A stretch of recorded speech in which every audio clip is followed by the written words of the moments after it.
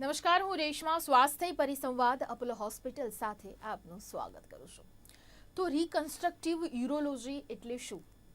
આને આપણે કેવી રીતે સમજીશું? આ પદ્ધતિની જરૂર ક્યારે પડતી હોય છે? શું છે આ પદ્ધતિ? એકચ્યુઅલમાં આ ક્યારે આપણે આનો સામનો કરવો પડતો હોય છે? ઘણી વખત આપણને એવું લાગે કે કંઈક નવું છે, આ અમને સમજાઈ નથી રહ્યું. પણ ઘણી વખત એવું પણ હોય છે કે મેડિકલ ભાષામાં એને સારી રીતે ડૉક્ટર તેની ટ્રીટમેન્ટ કરી શકતા હોય છે, પણ સામાન્ય લોકોને કદાચ તેનાથી વધારે પડતી જાણકારી તેમના સુધી નથી પહોંચતી. તેના માટેની જ આપણે આ સતત કોશિશ જેવા પ્રયાસો કરતા હોઈએ છીએ. ત્યારે આજે આ વિષય ઉપર જ આપણે ચર્ચા કરવા જઈ રહ્યા છે. રિકન્સ્ટ્રક્ટિવ યુરોલોજી એટલે શું? રિકન્સ્ટ્રક્ટિવ યુરોલોજી ઉપર જ આ ચર્ચા કરીશું. આ ચર્ચામાં તમામ પ્રકારના સવાલોના જવાબ આપવા માટે મારી સાથે ડૉક્ટર કુનાલ અટેરકર, કન્સલ્ટન્ટ યુરોલોજિસ્ટ અને રિકન્સ્ટ્રક્ટિવ યુરોલોજિસ્ટ સર્જન, અપોલો હોસ્પિટલમાંથી અમારી સાથે જોડાશે. ડૉક્ટર કુનાલ, આપનું સ્વાગત છે ગુજરાત ન્યૂઝમાં. નમસ્કાર ડૉક્ટર કુણાલ, સૌપ્રથમ સવાલ હવે અહીંયા એ થાય છે કે આ રિકન્સ્ટ્રક્ટિવ યુરોલોજી એટલે શું અને કેવી રીતે સમજીશું આપણે સાદી ભાષામાં? આપણે યુરોલોજી વિશે લોકોને ખબર છે કે યુરોલોજી એટલે મૂત્રાશય મૂત્રમાર્ગની બ્રાન્ચ. હવે આપણે સબ સ્પેશિયાલિટીઝ ડેવલપ થઈ છે. તો રિકન્સ્ટ્રક્ટિવ યુરોલોજી એટલે શું? આપણે શાબ્દિક અર્થોમાં જઈએ તો રિકન્સ્ટ્રક્શન એટલે કોઈ વસ્તુ બગડેલી છે ને અને આપણે એને રિકન્સ્ટ્રક્ટ કરીએ છીએ. એટલે મૂત્રાશયના માર્ગમાં ક્યાંય પણ કોઈ ઈજા થઈ હોય, ઇન્ફેક્શનના લીધે કોઈ એમનું કન્ટિન્યુએશન બગડેલું હોય, તો એને જે પણ આપણે રિકન્સ્ટ્રક્ટ કરતા હોઈએ સર્જરી દ્વારા કે નવી કોઈ પદ્ધતિ યુઝ કરીને કે આપણે દૂરબીનોથી, તો એને આપણે રિકન્સ્ટ્રક્ટિવ યુરોલોજી કહીએ છીએ. જી ડૉક્ટર કુણાલ, અહીંયા આ રિકન્સ્ટ્રક્ટિવ યુરોલોજીની જરૂરત ક્યારે પડે છે? હું કાયમ એવું કહું છું કે આપણે સબ સ્પેશિયાલિટી જે બ્રાન્ચ છે બહુ ડેવલપ થઈ નથી. આપણે એટલી ટેકનિકલ એક્સપર્ટાઇઝ નથી ઇવન યુરોલોજિસ્ટમાં કે એ રિકન્સ્ટ્રક્શન પ્રોપરલી કરી શકે.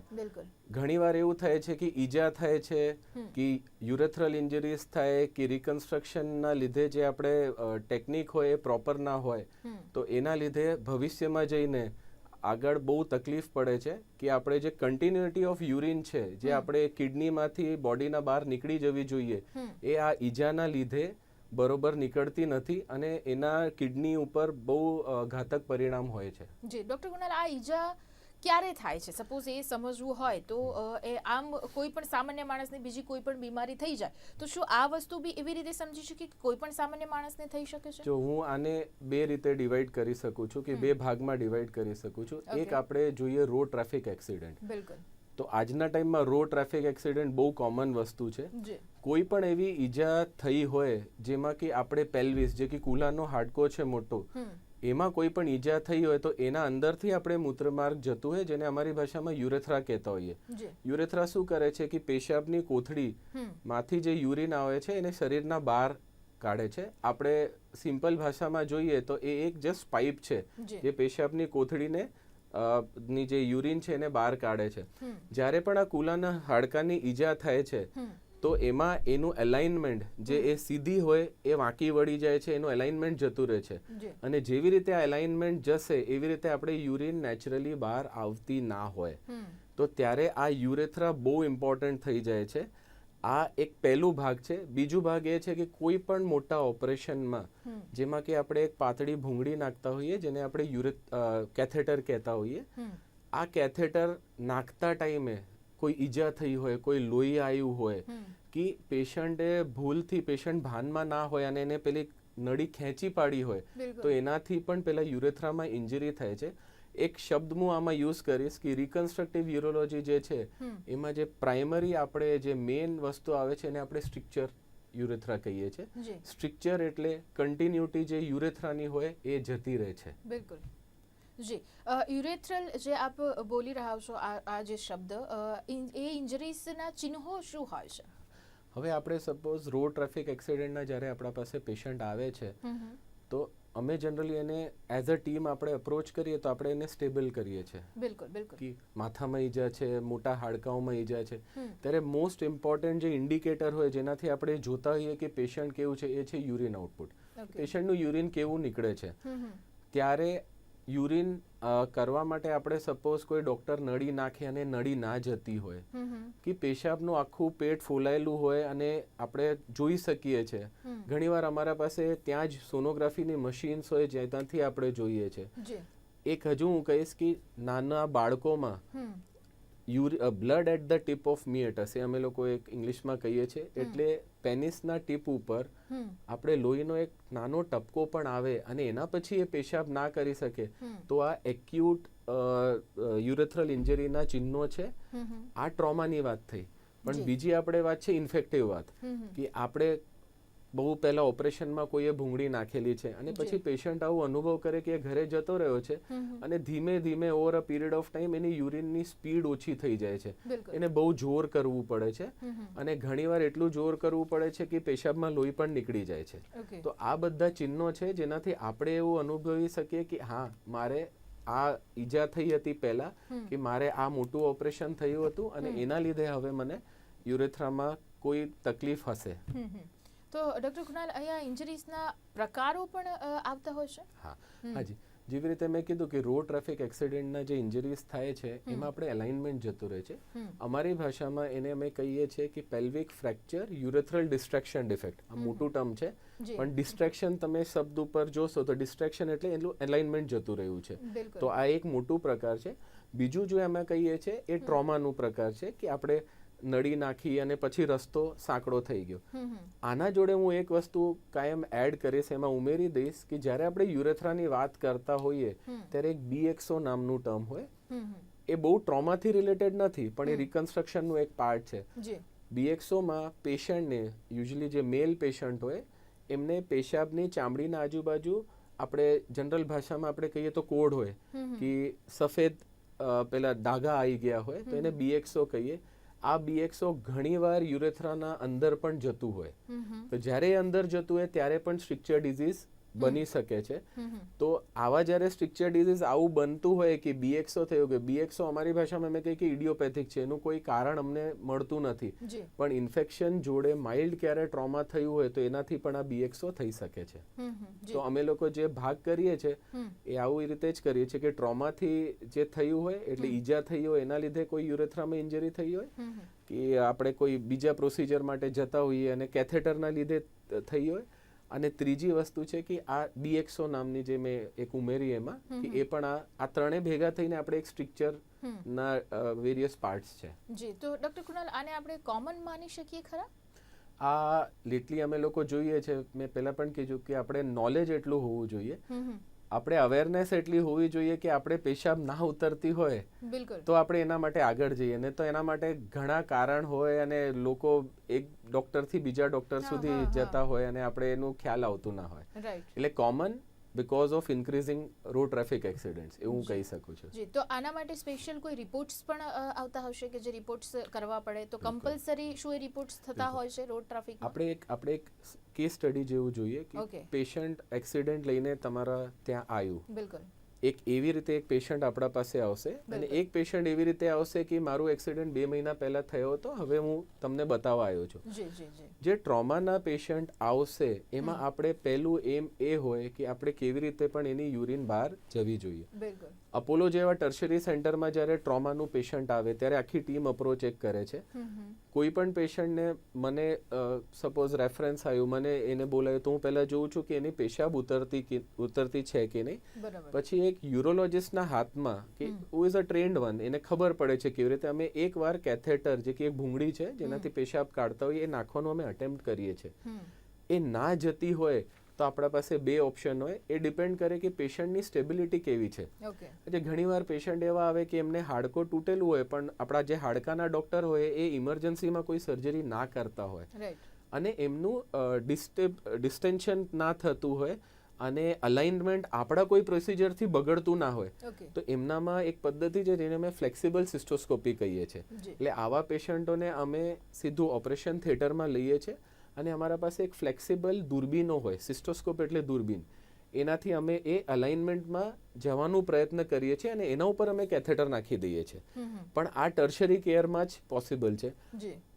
જનરલી અમે લોકો શું જોતા હોઈએ કે ઈજા થઈ હોય ક્યાં પેશન્ટ આપણે ખબર ન હોય એ ઉચકીને કોઈ પ્રાઇમરી સારવાર માટે લઈ ગયા હોય બિલકુલ. તો ત્યાં જનરલી આવા પેશન્ટોને એ લોકો નીચેથી જ્યારે નળી ના જતી હોય તો એ જસ્ટ ડૂટીના નીચે એક હોલ કરીને એક ભૂંગળી મૂકી દે છે, એને આપણે સુપ્રાપ્યુબિક કેથેટર કહીએ છીએ. જી જી. મારા પાસે જે પેશન્ટ મોસ્ટલી આવે છે એ સુપ્રાપ્યુબિક કેથેટર લઈને આવે છે.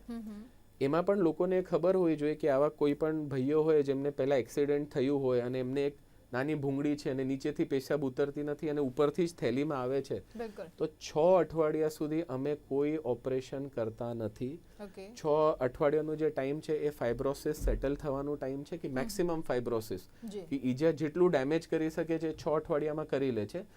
એના પછી જ્યારે પેશન્ટ આવે છે તો અમે એક સ્પેશિયલ એક્સરે કરીએ છીએ, જેને અમે સિસ્ટો યુરેથ્રોગ્રામ કહીએ છીએ, રિટ્રોગ્રેડ યુરેથ્રોગ્રામ કરીએ છીએ, જેમાં એક નાની ભૂંગળીથી અમે દવા નાખીએ છીએ અને એક્સરે કાઢીએ છીએ. એ એક્સરેમાં અમને ખબર પડતી હોય કે અલાઇનમેન્ટ કેવું છે, ઈજા કેવી છે, દવા અંદર જાય છે કે નહીં. તો આ એક બેસિક ટેસ્ટ છે, એના જોડે આપણે ફિટનેસ અને એના બધા ટેસ્ટ તો કરતા જોઈએ. જી બિલકુલ. ડૉક્ટર કૃણાલ, આને જ સંલગ્ન એક બીજો સવાલ થઈ રહ્યો છે અહીંયા કે સપોઝ કોઈનું એક્સિડન્ટ થયું છે, પણ એવું પોસિબલ થાય ખરું કે એક્સિડન્ટ થયું છે અને કોઈ જગ્યાએ એને એડમિટ પણ કરવામાં આવ્યું છે, તો પણ એવું કોઈ ખ્યાલ નથી આવતો એ જે તે વ્યક્તિને કે મને આવી કોઈ ઈજા થઈ છે? આ કોઈ પોસિબલ થાય ખરું આ વસ્તુમાં? થોડું ડિફિકલ્ટ છે, કારણ કે પેશાબ રોકાઈ જતી હોય આપણી. ઓકે. એકવાર પેશાબ રોકાઈ જશે તો આપણે કોઈ પણ ડોક્ટર જે ઓપરેશન કરે, કારણ કે કેવું હોય કે બ્લડ પ્રેશર મેન્ટેન કરવાનું હોય, પેશન્ટને બ્લડ આપવાનું હોય, તો એના માટે યુરિન આઉટપુટ બહુ અગત્યનું છે. તો હું એ જ કહીશ કે ટર્શરી કેર જ્યાં ના હોય ત્યાં લોકો પેલી સુપ્રાપ્યુબિક કેથેટર નામની અમારી જે ભૂંગળી હોય એ નાખી દેતા હોય. જનરલી એક્સક્લુઝિવલી ટ્રાયલ ના કરતા હોય, કારણ કે ભૂંગળી નાખીને પણ બ્લીડિંગ બહુ થાય છે, જેને કંટ્રોલ કરવાનું બહુ અઘરું થઈ જાય છે પછી. જી. તો ડૉક્ટર કૃણાલ, આને યુરેથ્રલ ઇન્જરીઝને કઈ રીતે આપણે સંભાળી શકીએ છીએ અને એના પાછળનું આપણે કેવી રીતે સમજીશું? હું 2 રીતે આને ભાગમાં સમજાઈશ. પહેલું છે આપણે ટ્રોમાના લીધે થયેલી હોય. ટ્રોમા એટલે road traffic accident. Road traffic accident થયું, કોઈએ સુપ્રાપ્યુબિક કેથેટર નાખી દીધું છે અને હવે પેશન્ટ આપણા પાસે આવ્યું છે. આવા જનરલી કોમ્પ્લિકેટેડ કેસીસ હોય, કારણ કે એમાં હાડકાના નાના પીસીસ પણ રસ્તામાં આવી ગયા હોય જ્યારે ઈજા થઈ હોય, અને આગળથી સંપૂર્ણ યુરેથ્રા જે કહેવાય એ બંધ જ હોય. એટલે તમારી જે યુરેથ્રા છે એ પેશાબની કોથળીને જોઈન જ ના થતી હોય. તો એના માટે મોટું ઓપરેશન હોય, જેમાં કે આપણે પેશાબ અને આપણે કોથળી અને સંડાસના રસ્તાના વચમાંથી આપણે જઈએ છીએ અને અંદર જતા જતા રસ્તો બનાવતા જે અંદરનું એન્ડ છે, જેને અમે પ્રોક્સિમલ એન્ડ કહીએ છીએ, આપણા બાજુ જે એન્ડ છે એને ડિસ્ટલ એન્ડ કહીએ, તો પ્રોક્સિમલ અને ડિસ્ટલ એન્ડની કન્ટિન્યુટી બનાવીએ છીએ. આ ડિફિકલ્ટ ઓપરેશન છે અને આના માટે સ્પેશિયલ ટ્રેનિંગ જોઈએ. 3-4 કલાક તો આપણે આ ઓપરેશનમાં જતા જ હોય. બીજી રીતે આપણે જે જોઈએ, જે મેં તમને કીધું BXO હોય, BXOમાં આખી આગળની ચામડી આપણી સાંકડી હોય અંદર. તો હવે નવી પદ્ધતિ જે અત્યારે 3-4 વર્ષોમાં આવી છે કે આપણે એને આખું રિપ્લેસ ના કરી શકીએ. આજ સુધી યુરેથ્રામાં કોઈ આવા ગ્રાફ્ટ્સ આવ્યા નથી. આપણે જોઈએ કે આપણે નવા લોહીના જે રોગો હોય એમાં ડોક્ટર તમને કહેશે કે આખું ડિઝીઝ વાળી નસ છે, તો આપણે આખું ને આખું એને બદલી દઈએ છીએ. પણ યુરેથ્રામાં એવું કશું આવ્યું નથી, એટલે એના માટે આપણે બોડીના જ ટિશ્યુ લઈને નવી યુરેથ્રા રિકન્સ્ટ્રક્ટ કરવું પડે છે. તો એના માટે આપણા પાસે બકલ મ્યુકોસા હોય, જે આપણા મોઢાના અંદરની ચામડી હોય, એને લઈને આપણે આખી નવી ભૂંગળી બનાવીએ છીએ અને જે એક્ઝિસ્ટિંગ યુરેથ્રા છે એને ખોલીને એના જોડે આપણે એની ટ્યુબ બનાવી દેતા હોઈએ છીએ. તો એ પણ થોડું જટિલ અને થોડું ટેકનિકલી ડિમાન્ડિંગ ઓપરેશન હોય છે. જી. ડૉક્ટર કૃણાલ, એક બીજી મહત્વની વાત કે સપોઝ કે જે પ્રમાણે આપણે કેસ સ્ટડીઝ જે પ્રમાણે આપણે વાત કરી કે આ 2 ટાઈપના પેશન્ટ અહીંયા આવી શકે એમ છે. હવે અહીંયા જે પણ લોકો, ખાસ કરીને જે દર્દી છે, દર્દીના સગાઓ જે છે, એક તો અવેરનેસ આપણે જેટલી પણ કોશિશ કરીએ છીએ તેમ છતાં પણ લોકો સુધી પહોંચી રહી છે, પણ 100% નથી પહોંચી રહી, અને તેની સતત કોશિશ આપ જેવા ડૉક્ટર અમે પણ સતત કરતા હોઈએ છીએ. મહત્વની વાત અહીંયા એ છે કે હવે શું દર્દીના સગા જે છે અને તે આવો કેસ કોઈ આવ્યો છે તો તેમને કઈ બાબતોનું ધ્યાન રાખવું? કારણ શું છે કે આપણે તો પહેલાં આપણે જે શરૂઆતમાં કહ્યું તેવી રીતે કે જો એવી કોઈ પણ ઇન્ફેક્શન કે એ પ્રકારનું ફીલ થાય છે તો આપણે કોઈ પ્રાઇમરી પાસે જઈએ છીએ, ભલે એ 2 મહિના 3 મહિના પછી ઓપરેશનના, અને ત્યાં જઈને જે પણ દવાઓ આપે છે તે. તો સામાન્ય લોકોમાં અવેરનેસ આવે અને ત્યાં ડૉક્ટર તેમને શું સમજાવે છે તે બાબતને આપણે અહીંયા કેવી રીતે સમજીશું? હું એક જ વસ્તુ કહીશ આમાં કે મેડિકલમાં અને રિકન્સ્ટ્રક્ટિવ યુરોલોજીમાં અમે એક શબ્દ વાપરીએ છીએ કે first chance is the last chance. બિલકુલ. તો આ એક દર્દીની અને દર્દીના જોડે પણ એક રીતની એક રિસ્પોન્સિબિલિટી થઈ જશે કે આપણે પહેલી વાર જ જે ડોક્ટર ચૂઝ કરીએ એ ડોક્ટરને એટલી અવેરનેસ હોય, એનું અનુભવ હોય. બિલકુલ. હું કાયમ એવું જ કહીશ કે જ્યારે પણ આપણે યુરેથ્રા કે સ્ટ્રિક્ચર આ બે શબ્દ આપણે કોઈ સાંભળીએ કોઈ પણ ડોક્ટર ના જોડે જઈએ કે તમને સ્ટ્રિક્ચર થઈ ગયું છે કે તમને આ યુરેથ્રામાં ઈજા થઈ ગઈ છે, તો પ્રાઇમરી આપણે એક યુરોલોજિસ્ટ અને એ પણ રિકન્સ્ટ્રક્ટિવ યુરોલોજિસ્ટ એને મળવું જોઈએ. અને એના પછી પણ આ ઓપરેશન પછી પણ એટલું સરળ માર્ગ નથી આપણા પાસે, કારણ કે આ ઓપરેશન કોઈ પથરી કાઢવાનું ઓપરેશન નથી કે આજે ઓપરેશન થિયેટરમાં તમે પથરી લઈને જશો અને ડોક્ટર એને કહેશે મેં 100% પથરી કાઢી દીધી છે. આના પણ કોમ્પ્લિકેશન્સ છે, આના પણ રિઝલ્ટ્સ છે, અને બેસ્ટ ઓફ બેસ્ટ હેન્ડ્સમાં એ આપણા રિઝલ્ટ્સ વધી જતા હોય.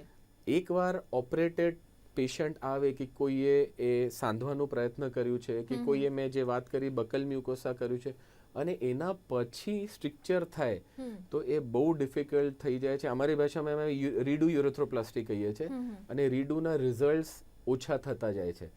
એટલે આપણે પહેલી વાર જ્યારે ચૂઝ કરીએ ત્યારે યુરેથ્રા અને સ્ટ્રિક્ચર આવું શબ્દ આપણે કોઈથી પણ સાંભળીએ તો આપણે એક રિકન્સ્ટ્રક્ટિવ યુરોલોજિસ્ટ પાસે જવું જોઈએ. જી.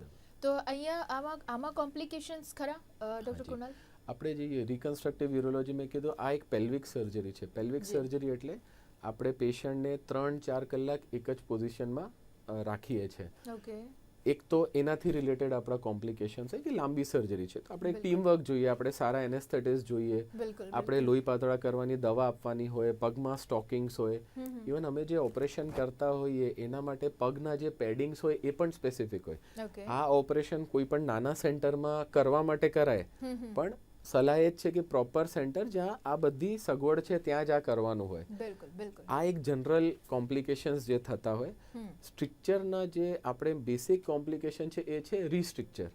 એટલે આપણે રસ્તો બનાવી દીધું, પણ અમે લોકોએ શું જોયું છે કે જે ટ્રોમા જ્યારે થયું હોય ત્યારે એ યુરેથ્રાનું જે ડિસ્ટ્રેક્શન એ મિસઅલાઇનમેન્ટ થયું છે એના જોડે એને લોહીની શિરાઓ હોય એનું પણ તકલીફ આવી હોય એમાં. તો આપણે વાસ્ક્યુલરિટી કે જે આપણે નવો રસ્તો બનાવીશું એમાં લોહી કેટલું પહોંચશે અમે બહુ પ્રિડિક્ટ નહીં કરી શકતા. તો એ એક બહુ મોટું કોમ્પ્લિકેશન હોય કે આપણે પેશન્ટ બહુ તૈયારી કરીને આપણા જોડે ઓપરેશન કરાવે છે પણ એના પછી એને રીસ્ટ્રિક્ચર પાછું થઈ શકે છે. પણ કહેવાનો અર્થ એ છે કે જ્યારે રીસ્ટ્રિક્ચર થાય અને પ્રાઇમરી રિકન્સ્ટ્રક્ટિવ સર્જન ઇન્વોલ્વ હોય તો એ પહેલાથી જ એ જાણી લેશે કે હવે આ થાય છે, કે હવે આ રસ્તો સાંકડો પડે છે, તો વિધાઉટ મોટા ઓપરેશન કરીને એ દૂરબીનના મદદથી પાછો એ રસ્તો ખુલ્લું કરી શકે છે. તો એ બહુ ઇમ્પોર્ટન્ટ વસ્તુ છે કોમ્પ્લિકેશનમાં. એક હું હજુ એક વસ્તુ એમાં ઉમેરી દઈશ કે જે આપણે પુરુષોમાં લિંગની જે શિરાઓ હોય, જે નર્વ સપ્લાય હોય એ મોસ્ટ ઓફ ધ ટાઈમ આ ટ્રોમામાં ડેમેજ થતી હોય મોસ્ટ ઓફ ધ ટાઈમ. તો ઇરેક્ટાઇલ ડિસફંક્શન જે અમારું એક શબ્દ છે કે લિંગનું ઉત્થાન ના થતું હોય એ પણ આના જોડે બહુ કોમન છે. અને આ ઓપરેશન પછી પણ એ થઈ શકે છે, કારણ કે આપણે જ્યારે રસ્તો બનાવતા જઈએ છીએ ત્યારે આપણે ખબર નથી પડતી કે ક્યાંથી નસો આવે છે, આપણે જસ્ટ પ્રિડિક્ટ કરી શકીએ છીએ. તો એના માટે પછી બીજું ટ્રીટમેન્ટ ચાલતું હોય. તો આ બે કોમ્પ્લિકેશન્સ આમાં બહુ કોમન છે. જી. તો ડોક્ટર કુણાલ, એક બીજી મહત્વની વાત કે જે પ્રમાણે આપે સિમ્ટમ્સ કહ્યા કે કોઈ ઇન્જરીઝ એ પ્રમાણેની થઈ છે, તો જે પ્રમાણે આપણે કહીએ યુરિન ઓછું થઈ જાય છે, ત્યાં તકલીફો પડે, એના સિવાય બીજા સિમ્ટમ્સ જોવા મળે છે ખરા કે જેનાથી જલ્દીથી આપણે એની ખબર પડે અને જલ્દી ટ્રીટમેન્ટ એની થઈ શકે? મેં આવું પણ ઘણા કેસીસમાં જોયું છે કે લોકો આને બહુ નિગ્લેક્ટ કરે છે. એક્ઝેક્ટલી. હવે શું થાય છે કે 40-50 વર્ષના જે ગ્રસ્તો હોય એમને એવું લાગે કે હવે ઉંમરના લીધે મારા વાળ સફેદ થયા છે તો એવી રીતે મારી પેશાબ પણ ઓછી ઉતરશે. મેં આવા પેશન્ટો પણ જોયા છે કે જેમને પેશાબ સ્લો આવતી હોય અને એ મારા પાસે આવીને એક જ વસ્તુ કહે છે કે હા સાહેબ ઉંમરના લીધે છે, આ તો 5 વર્ષથી મારી સ્લો થાય છે.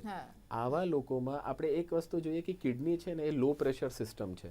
આપણે શારીરિક સંરચના એવી રીતે થઈ છે કે યુરિન બનશે અને શરીરના બહાર જશે.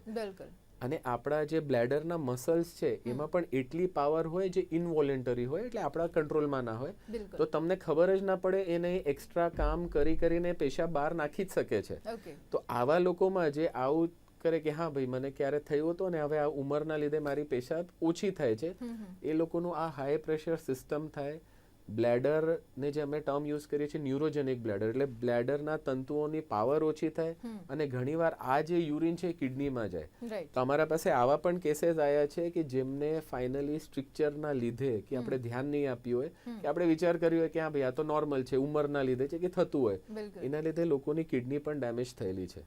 તો હું કાયમ એવું કહીશ કે જેવી રીતે ઉંમર વધે છે એવી રીતે યુરિન ફ્લો ઓછું થશે જ, પણ જે તમે આવું નોટ કરો કે 1-2 વર્ષ પહેલા મારું બહુ સારું હતું, હવે સડનલી ઓછું થયું છે, તો એના માટે આપણે ધ્યાન આપવું પડે. એટલે જસ્ટ પેશાબ ફ્લો થાય છે એવું નહીં, કિડનીના સિમ્પટમ પણ આવી શકે છે. જી, તો ડૉક્ટર કુણાલ, અહીંયા એના માટે શું આપણે સપોઝ એક એક્ઝામ્પલ અહીંયા લઈએ કે જો તે યુરિનનો ફ્લો એકદમ ઓછો થઈ ગયો છે, એને ખબર પડે છે, તો શું આ જ વસ્તુ છે અને આ પ્રકારે જ ઇન્જરી થઈ છે તે સમજી લેવું અને ત્યારબાદ તેની ટ્રીટમેન્ટ કરાવી, તેમાં પણ સૌથી મોટો ક્વેશ્ચન થશે. જે પ્રમાણે આપણે કહ્યું તેવી રીતે કે ઉંમરનું એક્ઝામ્પલ આપે, બીજા બધા અવોઇડ કરે છે કે થતું રહેશે, હવે એમાં તો ક્યાં જવું છે. અને એમાં પણ પાછું કેવું છે કે આપણે જે સોશિયલ સ્ટ્રક્ચરમાં જીવીએ છીએ ને ત્યાં આ બધી વસ્તુને જલ્દીથી સ્વીકારવી અને લોકો પાસે જવું એક ટેબુ છે કે કેવી રીતના આપણે કોઈને કહીશું. તો એની માટે ખાસ આમાં આપણે શું અવેરનેસની જરૂરત છે? અમે લોકોએ હવે એક અપોલોમાં સ્ક્રીનિંગ પ્રોગ્રામ પણ ચાલુ કર્યું છે.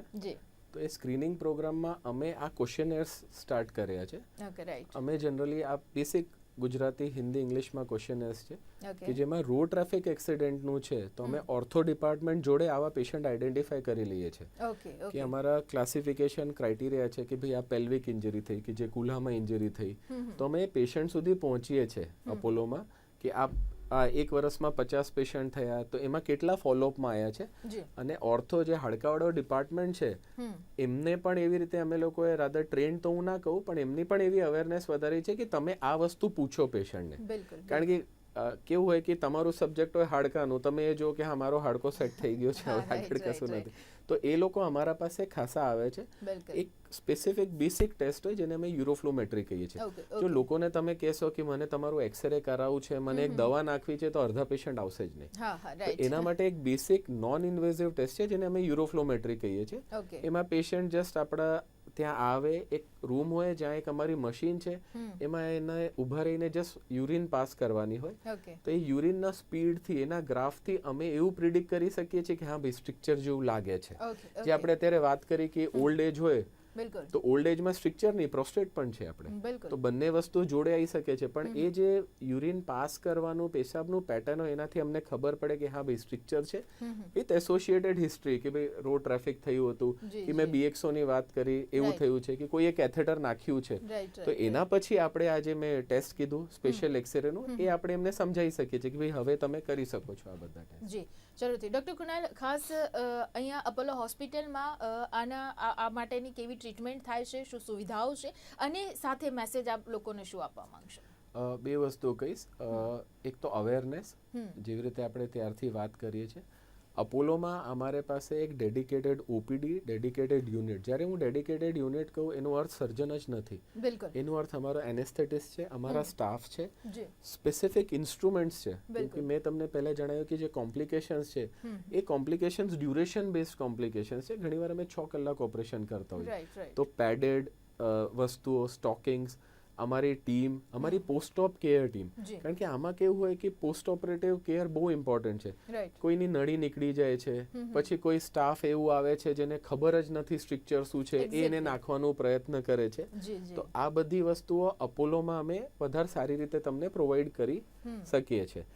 હું એક જ અવેરનેસ માટે એક જ એડ કરીશ કે આપણે નાના જે બાળકો હોય, તો સાયકલ ચલાવતા હોય અને સાયકલનું વચનું રોડ હોય, ઘણીવાર અમે એવું જોયું છે કે ઇન્જરી રોડ થઈ એના ઉપર પડે, ઘરે આવીને મમ્મી પપ્પાને કશું કહેતા નથી, બીજા દિવસ સુધી પેશાબ રોકાઈ જાય છે અને ટીપ આવે છે. તો આ એક બહુ કોમન ઇન્જરી છે. આપણે બાળકોને આ બધું રમવા માટે પ્રિવેન્ટ ના કરી શકીએ, પણ આપણે જસ્ટ એક ધ્યાન રાખી શકીએ કે જ્યારે એ ત્યાં પડશે ત્યારે તો તમારે પડ્યું આજે અને પછી ઇન્જરી થઈ, લોહી આવ્યું, પણ એના આગળ ભવિષ્યમાં બહુ પ્રોબ્લેમ થઈ શકે છે કે સ્ટ્રક્ચર 2 વર્ષ પછી થશે. તો સારી વસ્તુ એ છે કે આપણે આવું કશું થાય તો આપણે ડોક્ટરને મળીએ કે ભાઈ ડોક્ટર અમે કેટલી વાર તમને મળીએ, કે અમે યુરોફ્લો કેવી રીતે કરીએ. તો જ્યારે રસ્તો આખો બંધ ના થયો હોય ત્યારે આપણે દૂરબીનથી, વિધાઉટ ટાંકાથી એ બધું ખુલ્લું કરી શકીએ છીએ. જી, જરૂરથી. તો અહીંયા તમામ પ્રકારની અહીંયા વાત કરી છે, રિકન્સ્ટ્રક્ટિવ યુરોલોજી વિશે અહીંયા વાત કરી. આ તમામ પ્રકારની ચર્ચા કરવા માટે મારી સાથે ડૉક્ટર કુનાલ અટેરકર જોડાયા હતા. Thank you very much doctor. Thank you. તો ફરીથી મળીશું દર્શક મિત્રો, ત્યાં સુધી મને રજા આપશો. નમસ્કાર.